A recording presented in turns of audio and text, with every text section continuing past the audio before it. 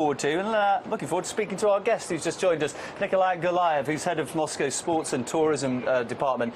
Nikolai, we were just talking about the great attractions here, and I presume this is a big part of what you're going to be doing, trying to show all the people who are going to be coming to Moscow the attractions here and give them a sample of the culture. Yeah, you're right. First of all, thank you for inviting me here. Welcome. One of the best point ever in Moscow. I mean, we've got all the beauty spots right here, really. This is the best place. That's my personal opinion.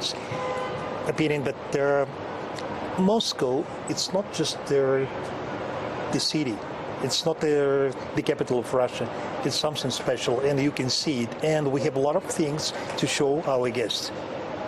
Football fans and a guest of Moscow.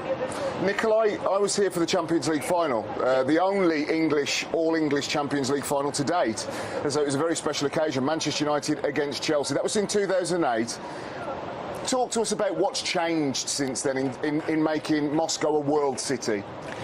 You can see it yourself, the very big difference. I mean, especially Moscow Center. Now we got really a walled city and European style and a walled style streets, wide streets, trees, and all the beauties we have. The Moscow has changed a lot, and the main arena for the FIFA World Cup also has changed. I mean, the Luzhniki Stadium. We left only the wall, historical wall, but inside we've got completely new, and I really want to say one of the best football stadium in Europe.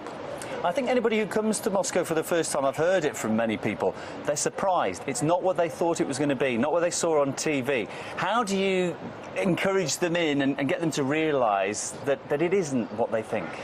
So we say in the Russian saying that it's better one time to see than millions times to hear. So that's why we invite everyone to Russia and everyone to Moscow to see how good Moscow is. And please welcome to Moscow and join one of the best cities in the world. So trying is believe, isn't it? Trying it out, that's the way to find out. Nikolai, language, obviously different. Cyrillic language here in Russia. There will be lots of fans coming from continental Europe. I've noticed, and Neil took me on the Moscow Metro from the Spartak stop, and now both in Cyrillic and in European language. So it's very, very important for fans that are coming that they can feel comfortable about walking around, going in shops, getting on tubes and getting on buses. We do hope. We do have all the signs there in Russian and English, and we're going to have more before the FIFA World Cup. And they're not only in English. There will be some information desk in Japan, Chinese, German and English, maybe some other the languages, but mainly in English, and it's all the signs in metro and in the main destinations. And finally, how are you going to continue to build this enthusiasm among the local people? Yeah. There's big tournaments now coming up. Everybody, you need them to be excited about football. You're going to put some events on to bring them in. But you know, we're hosting this big tournament like a FIFA World Cup, also always good for the city to develop and to have some better infrastructure. But Moscow, they grow in itself, with or without those kind of events. But thanks God that we have got the FIFA here in Russia, and of course main matches will be played in Moscow.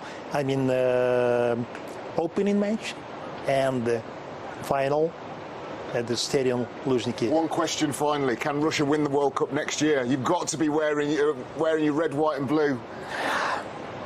We are realistic, and of course as a patriot I would love to have the Russians in the final part of World Cup, but anyway we're gonna stay in the stadium and watch the best football players and the great football, and we will get it. Fantastic. Yeah, I think you might change your opinion if Russia win this tournament. And then people will start believing it always happens. Nikolai, many thanks for taking the time to come speak to us. And I think what I glean from that is Moscow doesn't need to sell itself, which is quite right when you've got amazing views and infrastructure like this.